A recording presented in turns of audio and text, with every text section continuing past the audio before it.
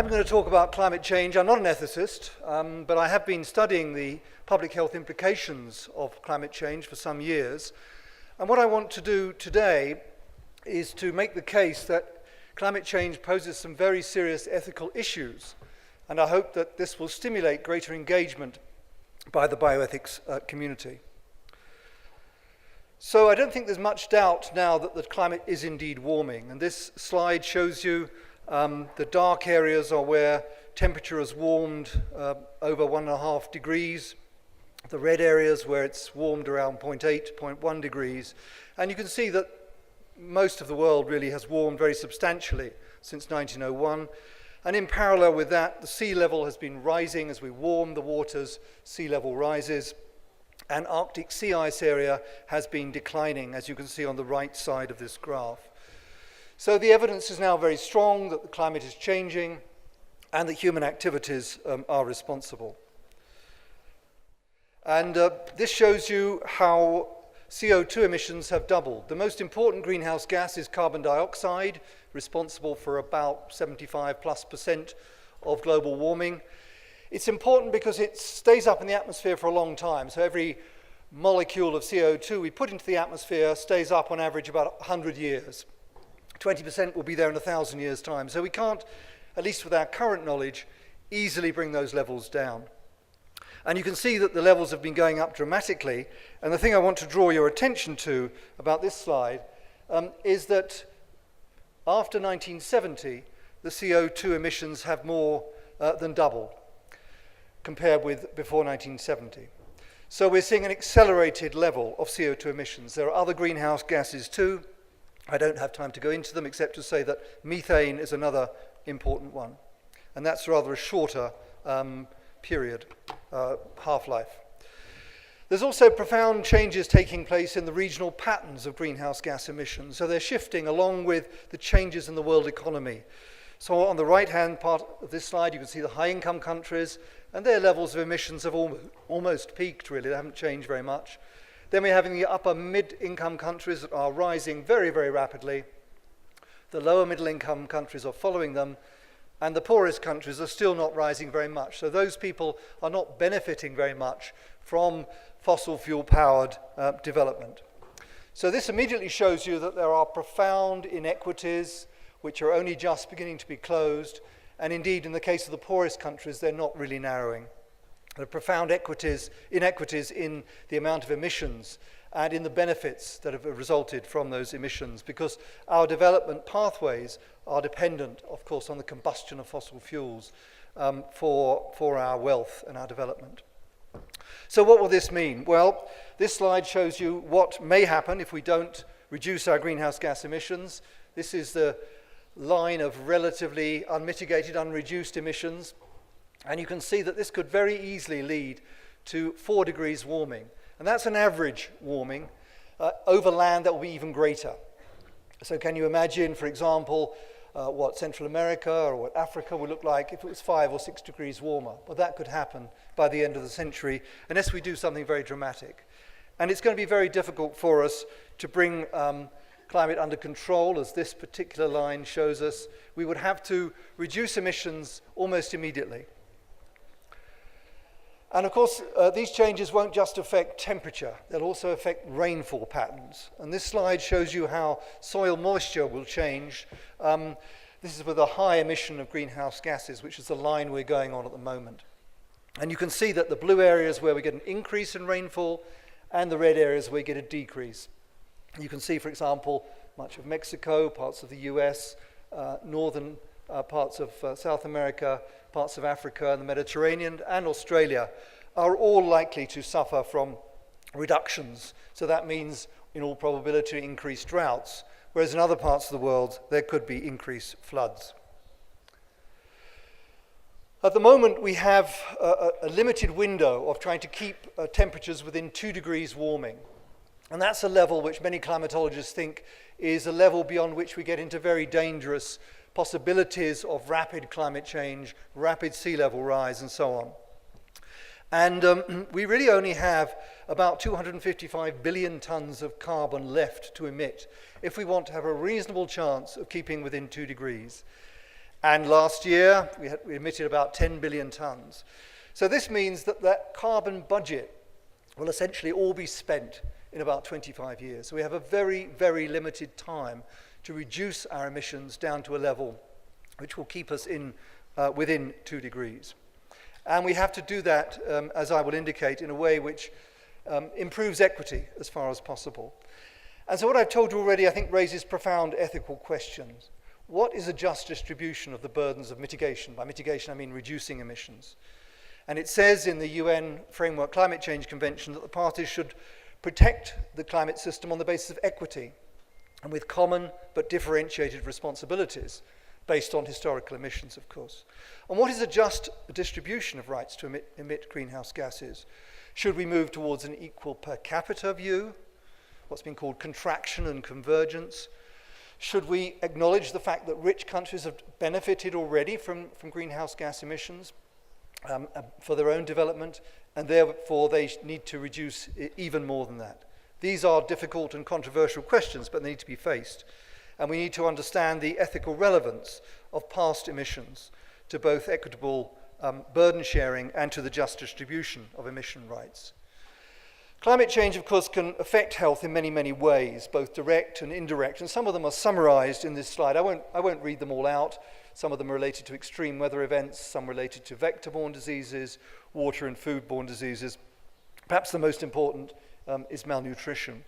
But the amount, it will depend on modulation, how much we develop, particularly poor countries develop, and how much we can adapt. In other words, either spontaneously or planned adaptation. Well, what sort of deaths might be caused by climate change? We have some estimates of deaths. Obviously, they're uncertain. This is taken from the World Health Organization. It's a cartogram which shows you in geographically proportionate way where the effects are experienced. And they estimated that perhaps 150,000 deaths a year are occurring by the year 2000 as a result of climate change, many due to malnutrition, but also other conditions, as you see here. And this cartogram just shows you how these deaths are experienced. And what's very striking, of course, is that if we had a similar map of greenhouse gas emissions, it would be almost the converse of that.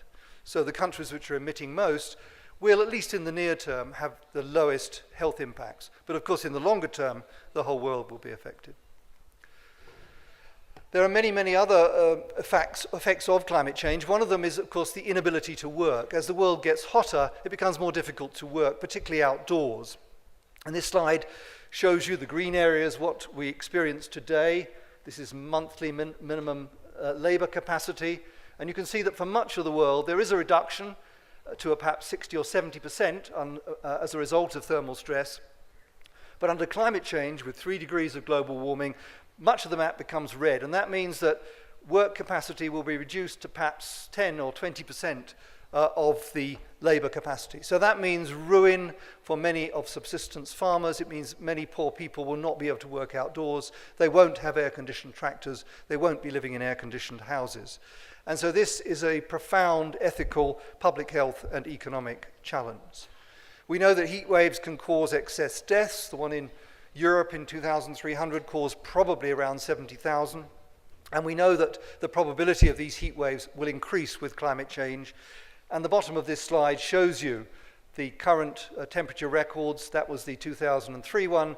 And you can see that as it goes forward, the temperatures that seemed very extreme in 2003 will become the norm. In fact, they will even be exceeded as the century goes on, unless we radically reduce greenhouse gas emissions. 2010 was an extraordinary year. Was it a warning or a harbinger of things to come? There were 20 million people affected by floods in Pakistan, about 12 million in China. And of course, the Russian had profound fires. Over 50,000 people died in the heat wave around Moscow, and their wheat harvest was affected, so they stopped exporting, and food prices went up in many parts of the world. So it was a very big impact on health and development, and it's the kind of thing we might expect with climate change. Many millions more people are projected to be flooded as a result of sea level rise by the end of the century. And this map shows you where those populations are particularly large, the big red dots. So, for example, the Ganges, the Nile, the Mekong, and so on, the Mississippi, are all where very large numbers of people could be threatened by sea level rise. And very importantly, of course, the effect of climate change on malnutrition. And this slide just summarizes a whole range of different studies, which all tend to suggest that crop productivity, availability of food, therefore, will be reduced in many low-income countries. And you can see the red part of this slide is where we'll get reduction in yields, and the green part of the slide is where we might get increases. But even some of these increases might be only temporary. And if we look towards the end of the century, even in some of the high-income countries, we may start to see falls in crop production. And this doesn't include many other factors. They're not included in these climate models, so it could be worse than that. So this poses a very serious threat to food security. And remember, we already have 1 billion people suffering from food insecurity. So these slides, I think, raise the very important question of what is dangerous anthropogenic, in other words, human-induced interference with the climate system. This is important because this is what's in the UN Framework Climate Change Convention, which we are negotiating on, the world is negotiating on, and we have to come to an agreement by the end of 2015. I would submit that we already have good evidence that there is such dangerous interference, and we need to minimize that. What is a just response to risk and uncertainty? There will always be uncertainties. We can't be certain how many people will die in 100 years' time. But as the UNFCCC points out, where there are threats of serious or irreversible damage, lack of full scientific certainty should not be used as a reason for postponing such measures. But sadly, as we know, progress has been very, very slow. What are the physical, behavioral, and technological limits to how much we can adapt to climate change, and who should pay for that adaptation? Clearly, the onus should be on the countries that have benefited from the emissions of fossil fuels so far. And as this slide illustrates, there are a number of limits to how much we can actually adapt. Even in my own city, London, the Thames barrier will need to be replaced in the latter part of the century in order to deal with rising sea levels. And of course, small island states and some parts of coastal regions are already threatened. And so the IPCC, the UN Intergovernmental Panel on Climate Change, in its recent report in executive summary says that duties to pay for some climate change damages can be grounded in compensatory justice and distributive justice. And I think that's clear from some of the slides that I've already shown. But at the same time, there are important benefits from moving towards a low emission economy, a low greenhouse gas emission. And for a few years ago, we published a series of articles in The Lancet which documented and quantified these benefits in several sectors: housing, transport, food and agriculture, and electricity generation. I don't have time to go into our detailed findings, but they're in there in the peer-reviewed literature, and it's an area that we're continuing to work on. And what we find is that there are a whole range of benefits from moving towards a low-carbon economy over and above the benefit of preventing climate change. And one example, of course, is the reduction of air pollution. And WHO has recently estimated that about 3.7 million deaths a year are caused by ambient fine particles, and household air pollution from solid fuels, particularly poor people, causes about 4.3 million deaths a year. And so that adds to about 7 million total. You can't just add the two together because there's some overlap between them.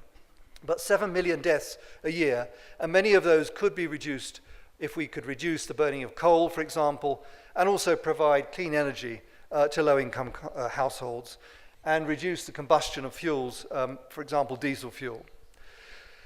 So this raises the important ethical question: should we prioritize mitigation policies, that's to say greenhouse gas reduction policies, on the basis of their healthcare benefits? And I would argue that in some cases that does make sense, because if we value these healthcare benefits, they can help to offset some of the costs of moving towards a low-carbon economy. Are there moral constraints on mitigation policies? So, for example, nuclear energy is controversial in many parts of the world because there are low frequency, but if they happen, catastrophic effects. So how do we address those against the very real effects of climate change? And there are many other pros and cons of other low-carbon policies. Procedural justice: who has the right to be included in these decision-making processes around mitigation and adaptation? And so far, those people who are the most likely to suffer and are suffering from the effects of climate change are effectively often excluded from direct consultation. And what obligations do we, the current generation, have to future generations, both in terms of preventing dangerous climate change and distributing the cost of mitigation and adaptation? Shouldn't we, who have benefited so much from the current economy that we live in, be prepared to pay a little more in order to move towards a low-carbon economy? And in the UNFCCC treaty, it says that the parties should protect the climate system for the benefit of present and future generations of humankind on the basis of equity. So why aren't we moving forward? Well, it's a complicated question. There are many answers to it. There are a whole range of barriers to policy change. One is vested interest. The fossil fuel industries are very powerful. There is an organized denialism in some countries, and there's a brilliant book, which I would recommend to those of you who are interested, called Merchants of Doubt, by American historians Naomi Oreskes and Eric Conway. And they show that there is a small group of people who have, supported by very powerful interests, what they call obscured the truth on issues from tobacco smoke to global warming over many decades. So what they suggest is it's the same kind of interests that are working to obstruct movement on climate change.